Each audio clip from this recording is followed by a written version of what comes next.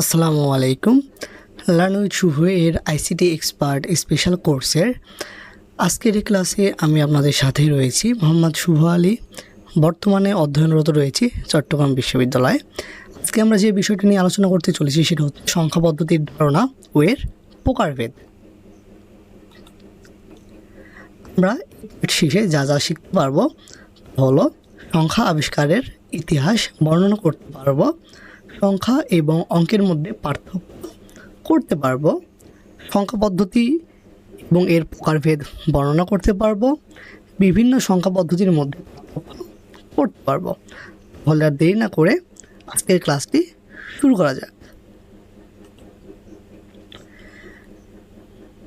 প্রথমে আমরা আজকে যে বিষয়টি জানবো তা হলো সংখ্যা আবিষ্কারের ইতিহাস। সভ্যতার সূচনা লগ্ন থেকেই মানুষ হিসাব নিকাশের প্রয়োজনীয়তা অনুভব করে।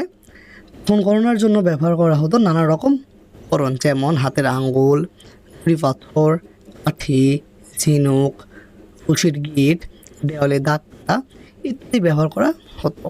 সময়ের বিবর্তনে গণনার ক্ষেত্রে বিভিন্ন চিহ্ন ও প্রতীক ব্যবহার শুরু হয়ে থাকে। খ্রিস্টপূর্ব 1400 সালে হায়ারোগ্লিফিক্স সংখ্যা পদ্ধতির মাধ্যমে সর্বপ্রথম গণনার ক্ষেত্রে লিখিত সংখ্যা বা চিহ্নের ব্যবহার শুরু হয়। পরবর্তীতে পর্যায়ক্রমে মেয়ান, রোমান ও দশমিক সংখ্যা পদ্ধতির ব্যবহার শুরু হয়। ফলে এই কনসেপ্টটি থেকে আমরা একটা জিনিস, সবথেকে ইম্পর্টেন্ট যে জিনিসটা জানতে পারলাম তা হলো কখন সংখ্যা সর্বপ্রথম গণনার ক্ষেত্রে লিখিত সংখ্যা বা চিহ্নের ব্যবহার শুরু হয়। যদি আমাদের এমসিকিউতে বলা হয় কখন সর্বপ্রথম গণনার ক্ষেত্রে লিখিত সংখ্যা বা চিহ্নের ব্যবহার শুরু হয়, তাহলে কী হবে ভাইয়া?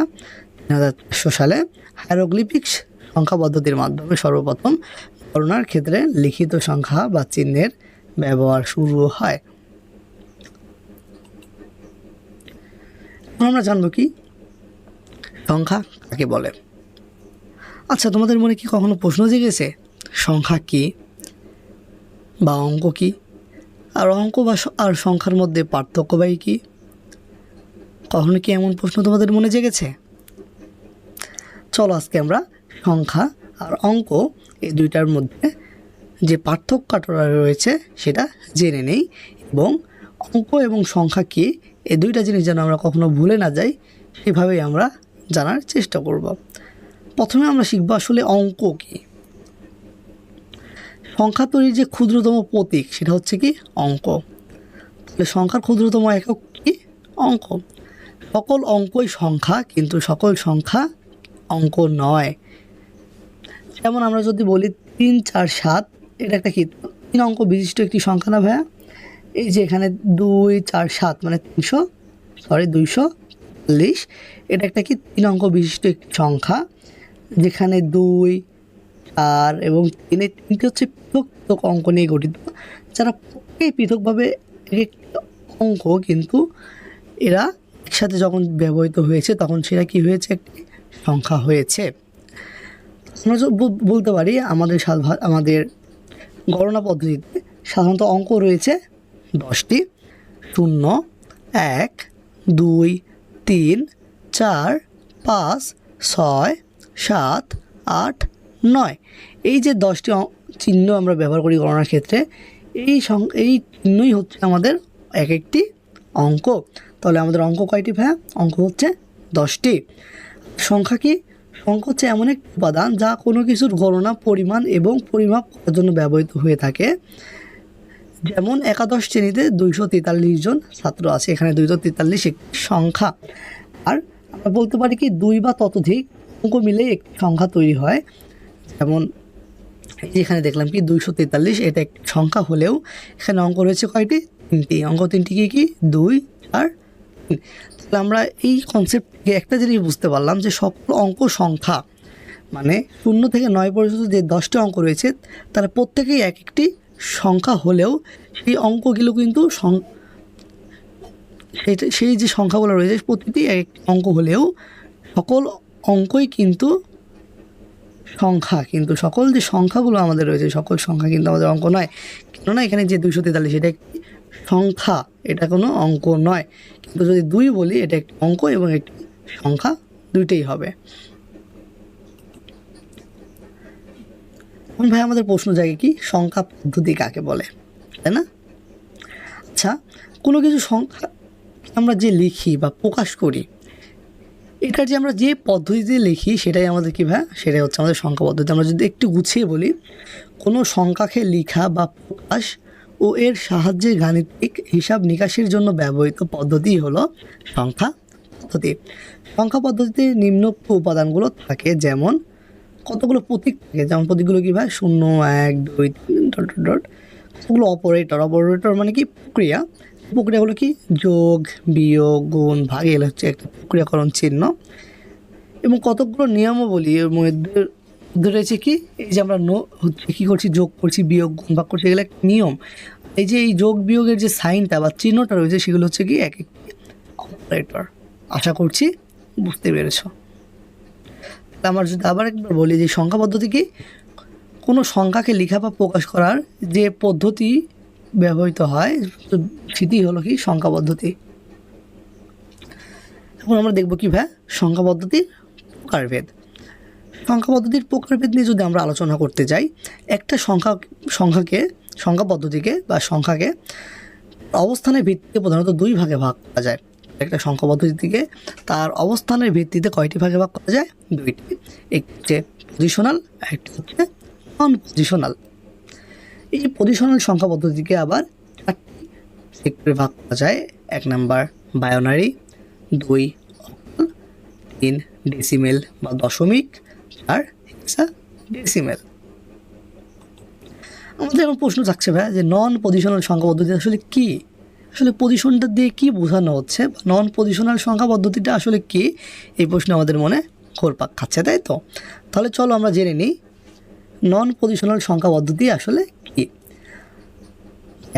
যে সংখ্যা পদ্ধতিতে সংখ্যার মান সংখ্যায় ব্যবহৃত অঙ্কসমূহের অবস্থানের উপর নির্ভর করে না, এ নন পজিশনাল সংখ্যা পদ্ধতি বলে। আমরা একটু খেয়াল করি, যে সংখ্যা পদ্ধতিতে সংখ্যার মান, আমাদের যে সংখ্যা পদ্ধতিতে সংখ্যার মান সংখ্যায় ব্যবহৃত অঙ্কসমূহের অবস্থানের উপর নির্ভর করে না, একে কী বলে? নন পজিশনাল সংখ্যা পদ্ধতি বলে। যেমন আমরা এখানে দেখছি কি, এটা আমাদের একটা চিহ্ন, এখানে যে 1 আছে এটাকে আমরা কি এক দাগ দিয়ে আমরা কি বোঝাই 1, 3টা দাগ দিয়ে কি বোঝাচ্ছি 3, 2টা দাগ দিয়ে বোঝাচ্ছি 2। আচ্ছা, এই দাগ যদি আমরা একের যে একটা দাগ দিয়ে 1 হলো, আর 2টা দাগ দিয়ে কি হলো 2 হলো। আচ্ছা ভাই, এই যে 1-এর এই দাগটা আমরা কি ডান পাশে দিয়েছি না বাম পাশে দিয়ে 2 বানিয়েছি? এটা কি কোনো নির্দিষ্ট নিয়ম আছে যে ডান পাশে দিলে 2 হবে বা বাম পাশে দিলে 2 হবে? এটা কিন্তু নির্দিষ্ট কোনো নিয়ম নেই। অর্থাৎ আমরা যে পাশেই ব্যবহার করি না কেন, এই অঙ্কের এই যে নির্দিষ্ট যে অঙ্ক, এর কোনো যে অবস্থান আছে, অবস্থানের মানের ওপর এই সংখ্যাটা নির্ভর করে না। সেই জন্য এটা হচ্ছে আমাদের কি নন পজিশনাল সংখ্যা পদ্ধতি। এই যে আমরা এখানে দেখতে পাচ্ছি হায়ারোগ্লিফিক্স ভাষায় ব্যবহৃত কিছু চিহ্ন যা দিয়ে সংখ্যা পদ্ধতি গণনা করা হতো। এখানে 1 চিহ্ন দিয়ে 1, 2টা দিয়ে 2, এরকমভাবে এই যে ব্যাঙের মধ্যে একটা চিহ্ন দিয়ে ভাই এখানে 1 লক্ষ ব্যবহার করা হতো। আমরা যদি নন পজিশনাল সংখ্যা পদ্ধতি বুঝতে চাই, আরও ক্লিয়ার করে যদি বুঝতে চাই, তাহলে আমরা পজিশনাল সংখ্যা পদ্ধতি সম্পর্কে একটু জেনে নিই। তাহলে আমরা অতি সহজে নন পজিশনাল সংখ্যা পদ্ধতি এবং পজিশনাল সংখ্যা পদ্ধতির মধ্যে পার্থক্য বুঝতে পারবো অতি সহজেই। আচ্ছা ব্যাস, এবার আমাদের মনে প্রশ্ন থাকছে পজিশনাল সংখ্যা পদ্ধতি কি? যে সংখ্যা পদ্ধতিতে সংখ্যার মান সংখ্যায় ব্যবহৃত অঙ্কসমূহের পজিশন বা অবস্থানের উপর নির্ভর করে, এই পজিশনাল সংখ্যা পদ্ধতি বলে। যে এখানে যে সংখ্যাগুলো ব্যবহার করতেছি এগুলো অনেক সহজ ভাষায় লেখা আছে, এগুলো তোমাদের মুখস্থ করতে সহজ হবে এবং এই সংখ্যাগুলোই তোমাদের পরীক্ষায় আসবে বলে আশা করা যাচ্ছে। তোমরা এই সংখ্যাগুলো ভালোভাবে মুখস্থ করে নিবা, যাতে এই সংখ্যাগুলো পরীক্ষায় আসলে তুমি ভুল না করো। তাহলে কি ভাই, আমরা কি দেখছি যে সংখ্যা পদ্ধতিতে সংখ্যার মান, যে একটা সংখ্যার মান সংখ্যায় ব্যবহৃত অঙ্কসমূহের পজিশন বা অবস্থানের উপর নির্ভর করে, কি বলে? পজিশনাল সংখ্যা পদ্ধতি বলে। যেমন আমরা কি দেখছি ভাই, আমরা 6টা 6 দেখতে পাচ্ছি না, এখানে আমরা দেখতে পাচ্ছি কত? 6টা 6। আমরা যদি এর মান হিসাব করি তাহলে এখানে মান কত? এই সংখ্যাটার মান কত? 6666। কিন্তু এখানে প্রতিটা যে 6 দেখতে পাচ্ছি, এই যে প্রথম 6, এই যে দ্বিতীয় 6, তৃতীয় 6, চতুর্থ 6, এই যে 4 6এরই সক্রিয় মান কত? 6 না? এগুলো তো প্রত্যেক একটা 6, তাই না? কিন্তু এর মানগুলো যখন আমরা একত্রে হিসাব করছি তখন আমরা কি বলছি, একে আমরা 4 6 না বলে আমরা কী বলছি, 6666 বলছি। কেন বলছি, কারণ সংখ্যা পদ্ধতিতে অঙ্কগুলোর অবস্থানের ভিত্তিতে এদের মান নির্ভর করছে। কেমন ভিত্তি মান করছে, এই যে আমাদের প্রথম যে 6টা দেখছি এটা হচ্ছে একক স্থানীয় মান, এজন্য আমরা 6-এর সাথে 1 গুণ করে মানটা পাচ্ছি 6। এককের পরে আসছে আমরা দশক, 2 নম্বর সংখ্যা পাচ্ছি দশকে আমরা এই 6কে 10 দ্বারা গুণ করে পাচ্ছি 60। নাম্বার 6টা পাচ্ছি আমরা শতক স্থানীয় অঙ্ককে আমরা 100 দ্বারা গুণ করলে পাচ্ছি 600। এবং সর্বশেষ বা 3 নাম্বার 6টা পাচ্ছি আমরা হাজার বা সহস্র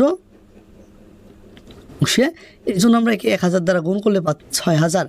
এই যে আমরা যে অবস্থানের ভিত্তিতে 4 পৃথক পৃথক মান পেলাম, এই 4 মান যোগ করে আমরা একটা এই সংখ্যার নির্দিষ্ট মানটা পেলাম। কি মানটা পেলাম, যে এই যে 4টা অঙ্ক থেকে যে তার অবস্থানের ভিত্তিতে 4টা পৃথক মান পেলাম। কি মান পেলাম, 6, 60, 600 এবং 6000।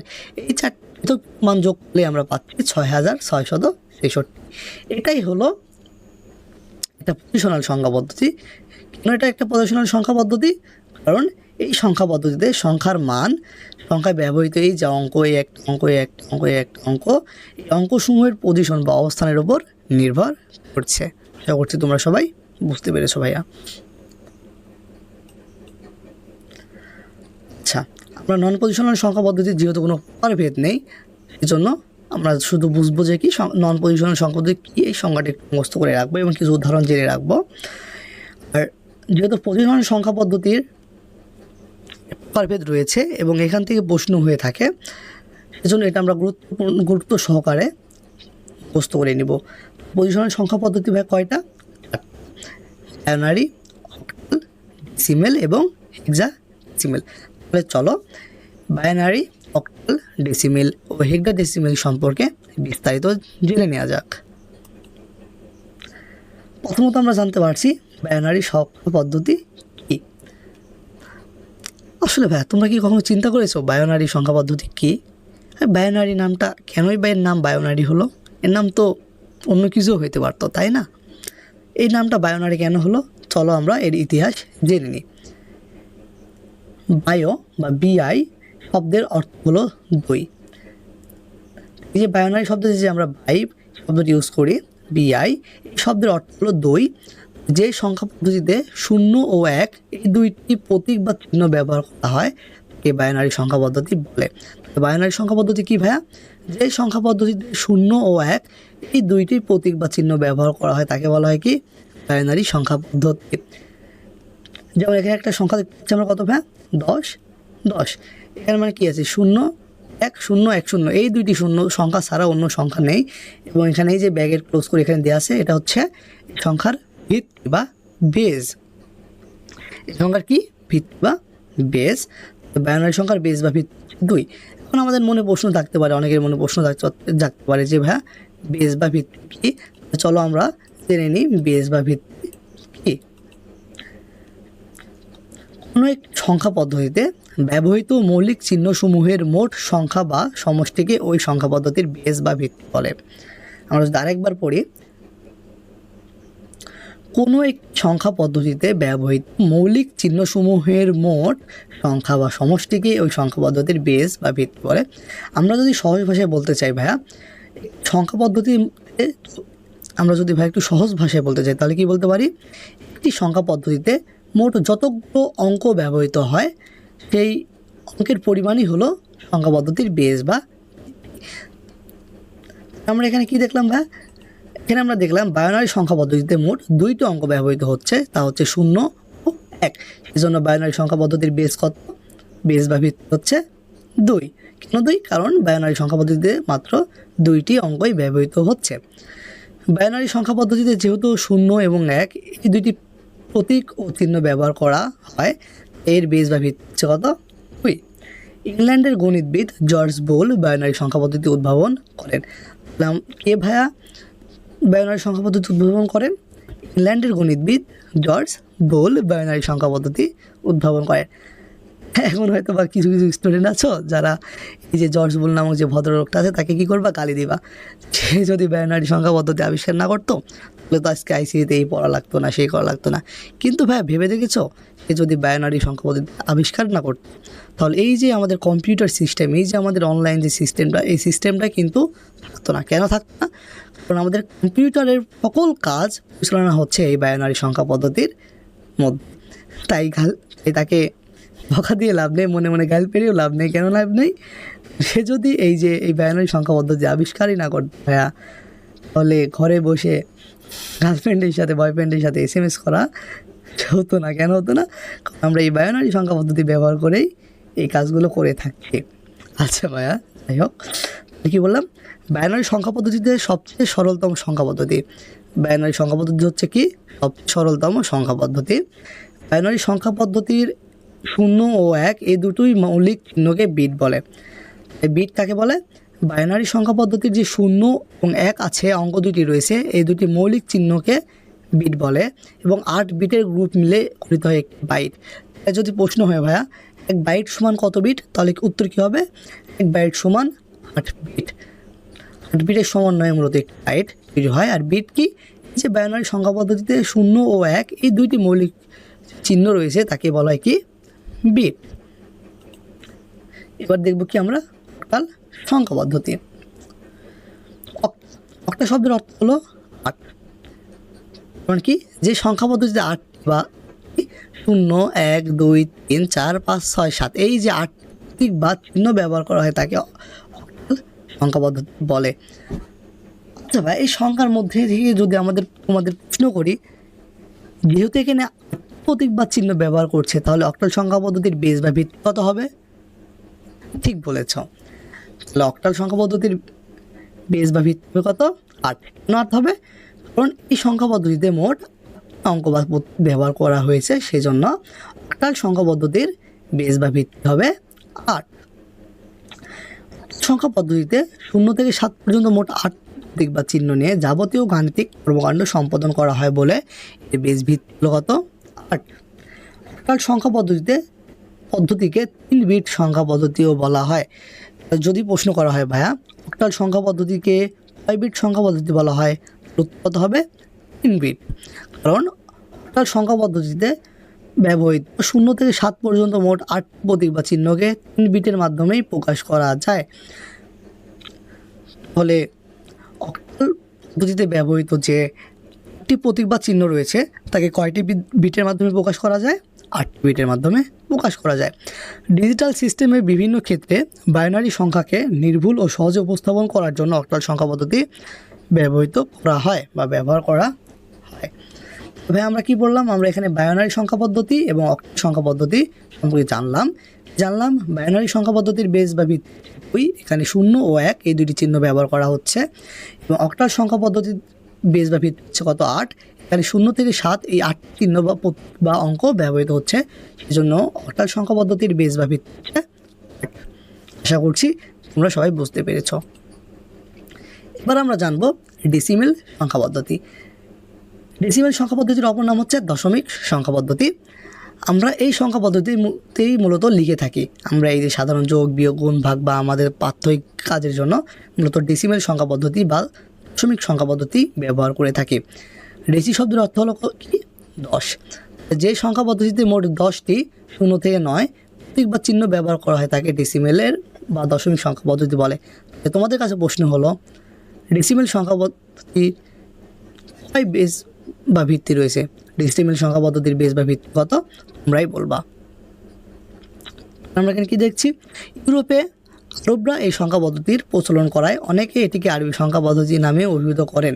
আমাদের যদি এমসিকিউ আসে ভাইয়া কোন সংখ্যা পদ্ধতিকে আরবি সংখ্যা পদ্ধতিও বলা হয়, উত্তর কী হবে? ডেসিমেল সংখ্যা পদ্ধতি। মানুষ সাধারণত গণনার কাজে ডেসিমেল সংখ্যা পদ্ধতি ব্যবহার করে থাকে। এবার কি ভাইয়া হেক্সাডেসিমেল সংখ্যা পদ্ধতি কী? হেক্সাডেসিমেল শব্দটির দুটি অংশ, একটি হলো হেক্সা অর্থাৎ 6 এবং অপরটি হলো ডেসিমেল অর্থাৎ 10। দুটো মিলে হলো 16। যে সংখ্যা পদ্ধতিতে 16টি 0, 1, 2, 3, 4, 5, 6, 7, 8, 9 এই যে এ মানে কি 10, বি মানে 11, সি মানে 12, ডি মানে 13, ই মানে 14, মানে 15। এই যে এখানে 16টি প্রতীক বা চিহ্ন ব্যবহার করা হচ্ছে, তাই হেক্সাডেসিমেলের সংখ্যা পদ্ধতির বীজগণিত হচ্ছে কত? 16। তো যদি আমাদের প্রশ্ন করা হয় হেক্সাডেসিমেল সংখ্যা পদ্ধতি কাকে বলে, যে সংখ্যা পদ্ধতিতে 16টি প্রতীক বা চিহ্ন ব্যবহার করা হয় তাকে হেক্সাডেসিমেল সংখ্যা পদ্ধতি বলে। 16টি প্রতীক ব্যবহার করা হচ্ছে বা এই যে 0 থেকে 9 এবং A B C D E, এই যে 16টি প্রতীক বা চিহ্ন ব্যবহার করা হচ্ছে বলে এই সংখ্যা পদ্ধতিকে বলা হচ্ছে হেক্সাডেসিমেল সংখ্যা পদ্ধতি। হেক্সাডেসিমেল শব্দের অর্থ হচ্ছে 16। 16 কারণ হেক্সা শব্দের অর্থ 6 এবং ডেসিমেল শব্দের অর্থ 10। হেক্সা দেখে মনে হলো অনেক ভাইয়াদের স্বপ্ন আছে এক্সামিশন পূরণ করার, কিন্তু এখনও তারা পূরণ করতে পারেনি। ব্যাড লাক তাদের জন্য। 26 ওয়ার্ল্ড কাপে দেখা যাবে তাদের এক্সামিশন সম্পূর্ণ করতে পারে কি না। আচ্ছা, পরে আসি যে হেক্সাডেসিমেল সংখ্যা পদ্ধতি কী। মূলত আমরা দেখলাম যে কি এই সংখ্যা পদ্ধতিতে মোট কয়টি বিট রয়েছে বা কয়টি চিহ্ন বা প্রতীক রয়েছে? 16টি। হেক্সাডেসিমেল সংখ্যা পদ্ধতির বেস বা ভিত্তি কত? 16। হেক্সাডেসিমেল সংখ্যা পদ্ধতিকে 4 বিট সংখ্যা পদ্ধতিও বলা হয়। আমরা এখানে একটা বিষয় খেয়াল করলাম ভাইয়া, বাইনারি সংখ্যা পদ্ধতিকে দেখলাম এখানে বিট রয়েছিল 2টি, কি 0 এবং 1। অক্টালে আমরা দেখলাম সংখ্যা পদ্ধতিতে বিট রয়েছে 3। অক্টাল সংখ্যা পদ্ধতিকে বলা হয় কি 3 বিট সংখ্যা পদ্ধতি বলা হয়, এবং হেক্সাডেসিমেল সংখ্যা পদ্ধতিকে বলা হয় 4 বিট সংখ্যা পদ্ধতি। আশা করি সবাই বুঝতে পেরেছ। আমরা এই যে সংখ্যা পদ্ধতির বেস বা ভিত্তি একবার যদি আলোচনা করি তাহলে কি দেখতে পাই? কোনো একটি সংখ্যা পদ্ধতিতে ব্যবহৃত মৌলিক চিহ্নসমূহের মোট সংখ্যা বা সমষ্টিকে ওই সংখ্যা পদ্ধতির বেস বা ভিত্তি বলে। বেস বা ভিত্তি বলে কি সংখ্যা পদ্ধতিতে মোট ব্যবহৃত অঙ্কের পরিমাণই হচ্ছে কি বেস বা ভিত্তি। তাহলে যদি আমাদের প্রশ্ন করা হয়, আমরা অনেক সময় দেখি যদি প্রশ্ন করা হয় 12 বেস বা ভিত্তি সংখ্যা পদ্ধতি বলতে কী বোঝানো হয়? যদি আমাদের প্রশ্ন কি 12 বেস বা ভিত্তি সংখ্যা পদ্ধতি বলতে কী বোঝো, তাহলে আমরা কীভাবে উত্তর করবো? সংখ্যা পদ্ধতি হলো তোমার বলবো কি বেস বা ভিত্তি। তাহলে বেস বা ভিত্তি হবে কি কোনো একটি সংখ্যা পদ্ধতিতে ব্যবহৃত মৌলিক চিহ্নসমূহের মোট সংখ্যা বা সমষ্টিকে বলা হয় সংখ্যা পদ্ধতির বেস। যেহেতু এই সংখ্যা পদ্ধতিতে বেস রয়েছে 12, অর্থাৎ এই সংখ্যা পদ্ধতিতে মোট 12টি সংখ্যা বা অঙ্ক ব্যবহৃত হয়েছে, এর জন্য একে বলা হচ্ছে 12 বেস ভিত্তিক সংখ্যা। এবার আমরা কি দেখছি, আমরা যদি পুরো আজকের ক্লাসটাকে একটু অ্যানালাইসিস করার চেষ্টা করি তাহলে কি দেখতে পাচ্ছি আমাদের যে নাম্বার সিস্টেমটা রয়েছে, এই যে এখানে কি নাম্বার সিস্টেম, এটা হচ্ছে পজিশনাল নাম্বার সিস্টেম। এই পজিশনাল নাম্বার সিস্টেমের কি রয়েছে একটা বাইনারি, এটা কি আমরা এই যে নাম্বার এখানে কি দেখছি বেস দেখতে পাচ্ছি, এখানে দেখতে পাচ্ছি যে ইউজড ডিজিট যে অঙ্কগুলো ব্যবহৃত হচ্ছে সেই অঙ্কগুলো এবং একটা করে এক্সাম্পল। প্রথমে আমরা কি দেখতে পাচ্ছি ভাই বায়োনারি সংখ্যা পদ্ধতি। বায়োনারি সংখ্যা পদ্ধতির বেস বা ভিত্তি হচ্ছে কত? 2।